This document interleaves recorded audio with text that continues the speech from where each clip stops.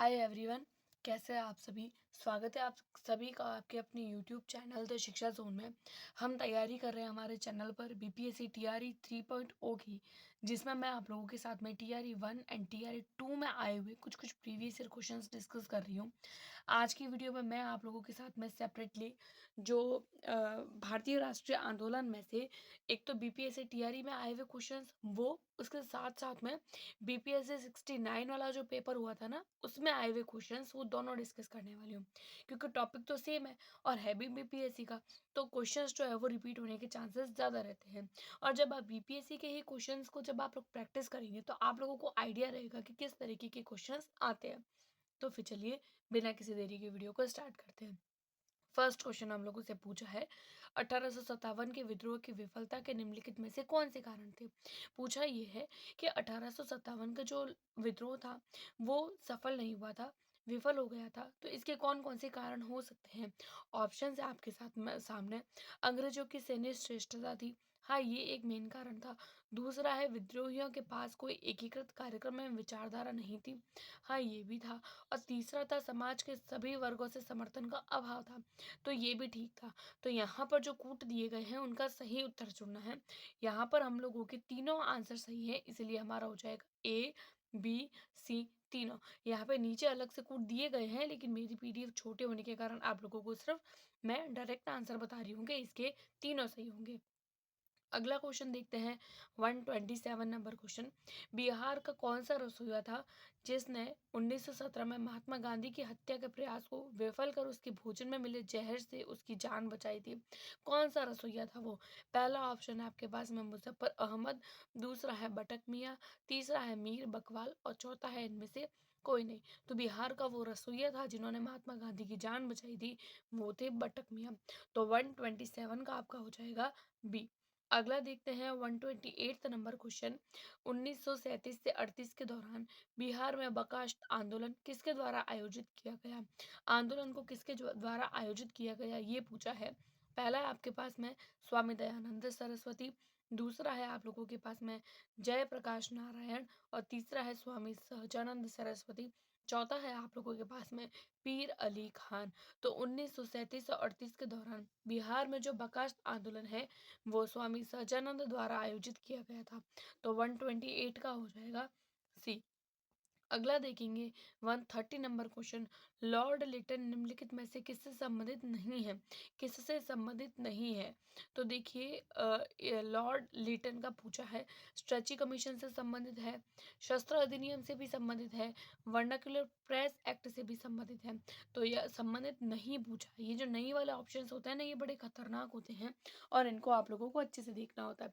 तो हम लोगों से पूछा है कि इसमें से कौन संबंधित नहीं है, तो इनमें से संबंधित नहीं है, इल्बर्ट बिल से संबंधित नहीं थे। लॉर्ड लीटन इल्बर्ट बिल से संबंधित नहीं थे। तो 130 का हो जाएगा डी। अगला देखते हैं 131 नंबर क्वेश्चन कि बक्सर की लड़ाई के बाद में किस संधि पर हस्ताक्षर किए गए। यानी कि बक्सर की लड़ाई के बाद में कौन सी संधि हुई। पहला है इलाहाबाद की संधि हुई, दूसरा है सुगौली की संधि हुई, तीसरा है बेसिन की संधि हुई और चौथा है सालबाई की संधि हुई। तो बक्सर की लड़ाई के बाद में जो है वो इलाहाबाद की संधि हुई। तो 131 का हो जाएगा ए। अगला देखते हैं 132 का question. Dutch east India company ने किस वर्ष पटना में अपना कारखाना स्थापित किया। फैक्चुअल क्वेश्चन है, डायरेक्ट सन पूछा जाएगा, तो इस तरीके के क्वेश्चंस में आप लोगों को कुछ भी समझने जैसे नहीं होता है। इस तरीके के क्वेश्चन सिर्फ रटने लायक होते हैं। तो डायरेक्ट आंसर देखेंगे, ऑप्शन है आपके पास में 60, 35, 1632, 1643 एंड 1648। तो डच इंडिया कंपनी ने 1632 में पटना में अपना कारखाना लगाया था। तो 132 का हो जाएगा बी। अगला देखेंगे 133।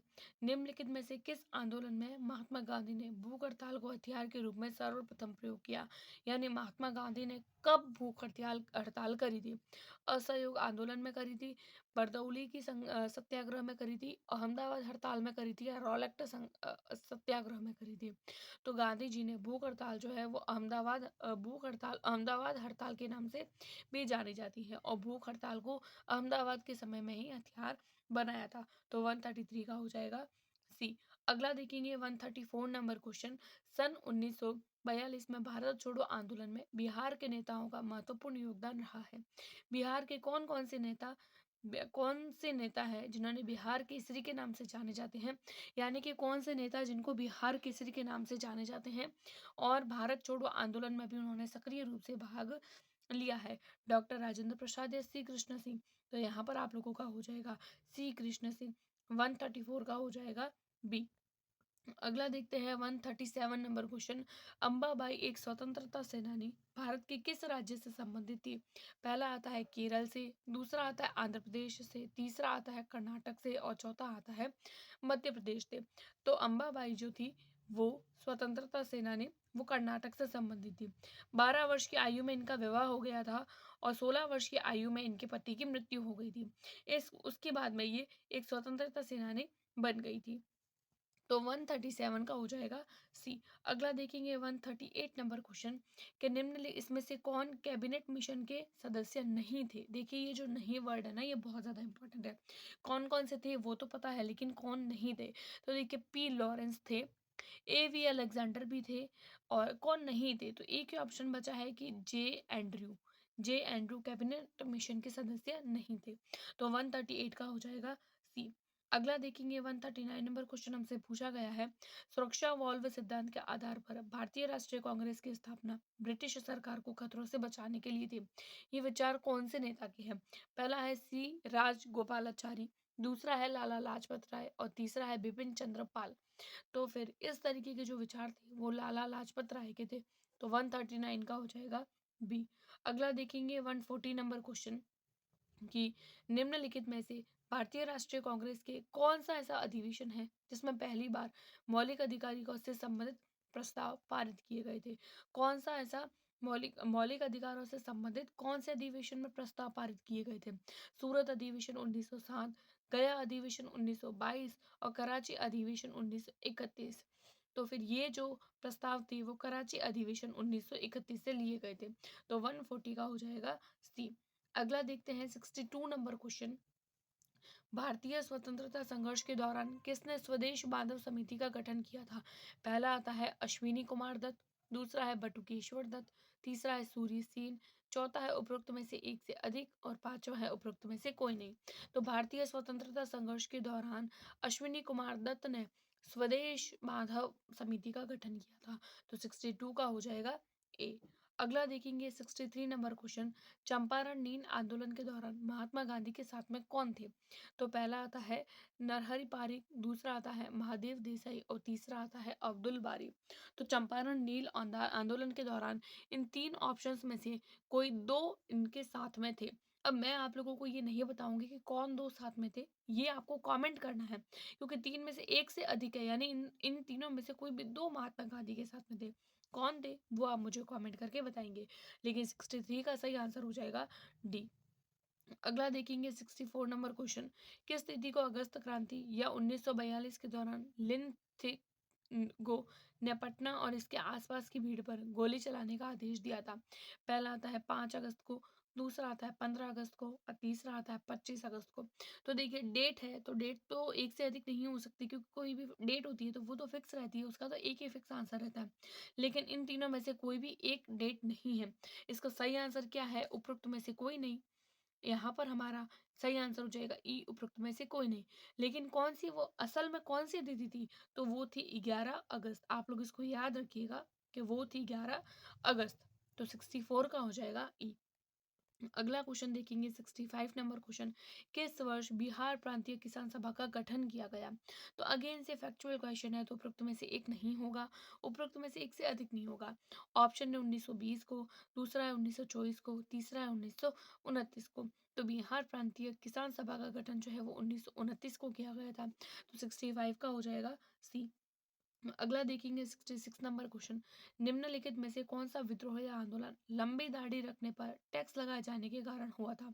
यानी कि लंबी दाढ़ी रखेंगे तो आप लोगों पे टैक्स लगेगा। तो ये विद्रोह कब हुआ था, यानी कि कौन सा आंदोलन था ये?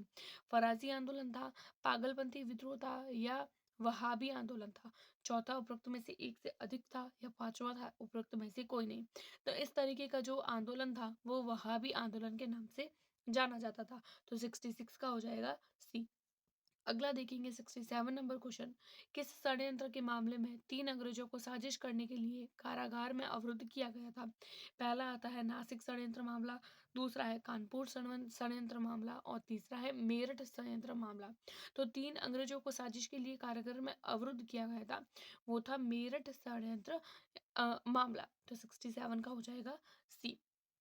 अगला है क्वेश्चन 68 नंबर क्वेश्चन कि पूना पैक्ट का क्या उद्देश्य था? क्यों किया गया था पूना पैक्ट? पहला है रियासतों के साथ में संघ का निर्माण, दूसरा है भारतीय राष्ट्रीय कांग्रेस में महिलाओं का प्रतिनिधित्व, तीसरा है दलित वर्ग का राजनीतिक प्रतिनिधित्व, चौथा है उपरोक्त में से एक से अधिक और पांचवा है उपरोक्त में से कोई नहीं। तो पूना एक्ट का मुख्य उद्देश्य था वो था दलित वर्ग का राजनीतिक प्रतिनिधित्व। तो 68 का हो जाएगा सी। अगला देखते हैं 69 नंबर क्वेश्चन। प्रथम अखिल भारतीय कांग्रेस समाजवादी सम्मेलन कहाँ हुआ था?